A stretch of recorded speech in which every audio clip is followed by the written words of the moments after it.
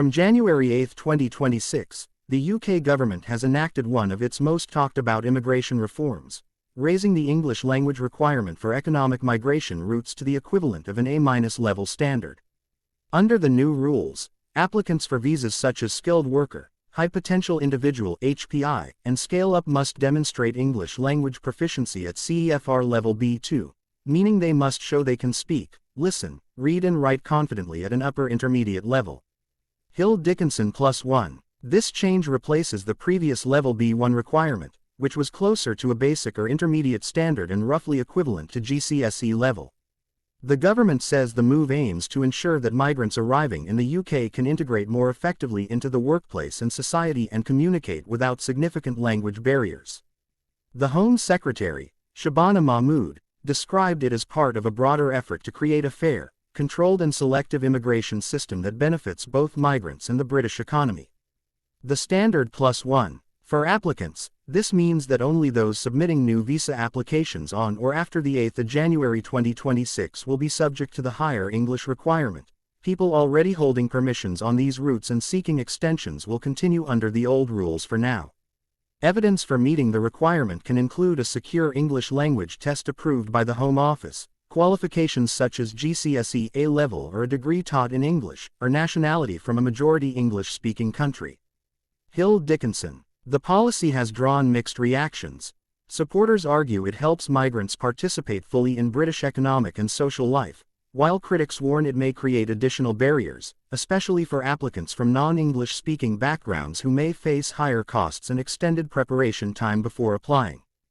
Business-Standard.com. This English language upgrade is widely seen as a cornerstone change in the UK's 2026 immigration landscape, signaling a shift toward prioritizing skills and integration readiness alongside broader reforms to settlement and work-related criteria. In spring 2026, the UK government is pushing forward with one of the most significant proposed overhauls of the country's immigration settlement system in decades: the shift to an earned settlement model for permanent residency, fundamentally changing how migrants qualify for indefinite leave to remain (ILR). Government UK +1.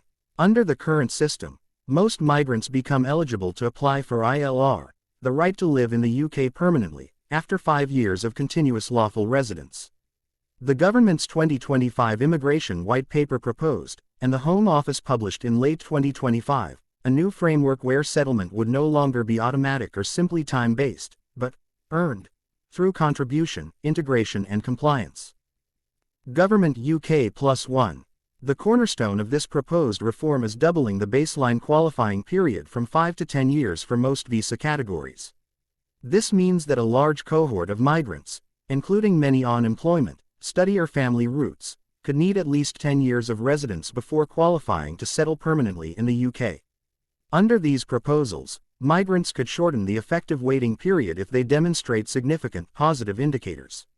For example, high earners, individuals in top-skilled or public service roles like NHS staff, and people with exceptional talent visas might be able to settle in as few as 3 to 5 years, reflecting their economic or societal contribution. Conversely, people in lower-paid jobs or those who have claimed public benefits could face longer waits, potentially up to 15 years or more, before qualifying for settlement. Some commentators note that individuals who arrived without legal status or overstayed visas might face the longest pathways, up to 30 years before eligibility. Electronic Immigration Network +1. Crucially, the Home Office's earned settlement system is currently still subject to a public consultation, which remains open until the 12th of February 2026, and the blueprint is not yet law. If adopted, the government has indicated it aims to begin implementing the changes from April 2026, with detailed rules and transitional arrangements to be finalized after the consultation concludes. Government UK +1. Supporters of the reform argue it will ensure that migrants granted permanent residency have genuinely integrated and contributed to UK society, aligning settlement with clear economic and civic criteria. Critics, including migrant advocacy groups and some lawmakers, warn that a 10-year baseline and stricter tests could delay or restrict settlement rights for many long-term residents, creating uncertainty for families and workers who expected to qualify under the historic 5-year route. Electronic Immigration Network. These proposed changes mark a spring 2026 turning point in UK immigration policy, shifting the focus from time served to contribution-focused settlement, with wide potential repercussions for international workers, students, families and refugees alike. By summer 2026, the UK government's immigration strategy has moved beyond domestic rule changes and into a more assertive international enforcement phase, with a strong focus on visa control, returns, and bilateral cooperation.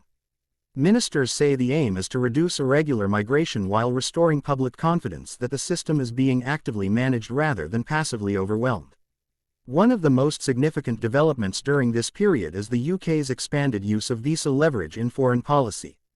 Countries that are judged to be uncooperative in taking back their nationals who have no legal right to remain in the UK now face the risk of stricter visa rules, including reduced visa allocations, longer processing times, or higher refusal rates for work and visitor visas. At the same time, nations that agree to faster and more reliable returns are being offered preferential visa access for students, business travelers, and skilled workers. The Home Office argues this creates a clear incentive structure that links migration cooperation to legal travel opportunities. Alongside this, the UK has accelerated return and readmission agreements with several countries in Africa and Asia. These agreements are designed to speed up deportations by simplifying documentation requirements and setting tighter timelines for acceptance. Government officials say these deals are already reducing the length of time failed asylum seekers remain in the UK, while critics argue they risk prioritizing speed over individual circumstances and legal safeguards. Summer 2026 has also seen continued tightening of work and study routes, building on reforms introduced in late 2025. Employers sponsoring overseas workers are now facing more frequent compliance checks, with tougher penalties for failing to meet salary, working hours, or record-keeping rules. In parallel, restrictions on dependents for certain visa categories, particularly lower-paid work and study routes, remain in force, significantly reducing the number of family members able to accompany migrants to the UK. For international students and recent graduates, the impact is increasingly clear. Universities report that while demand for UK education remains strong, post-study plans are becoming more uncertain due to shorter graduate stay periods and stricter transitions into skilled work visas. The government maintains that the UK remains open to the brightest and best, but insists that student routes should not be used as a long-term backdoor to settlement. Politically, summer 2026 marks a period where immigration enforcement becomes a central feature of government messaging. Ministers highlight removals, return deals, and visa crackdowns as evidence of control, while opposition figures and advocacy groups warn that the cumulative effect of these measures risks damaging the UK's reputation as a welcoming, globally connected country. Taken together, these summer developments underline a clear shift in tone. UK immigration policy in 2026 is no longer focused solely on who can enter, but increasingly on how long they can stay, under what conditions, and how quickly they can be removed if those conditions are not met. By autumn 2026, the real-world impact of the year's immigration reforms is becoming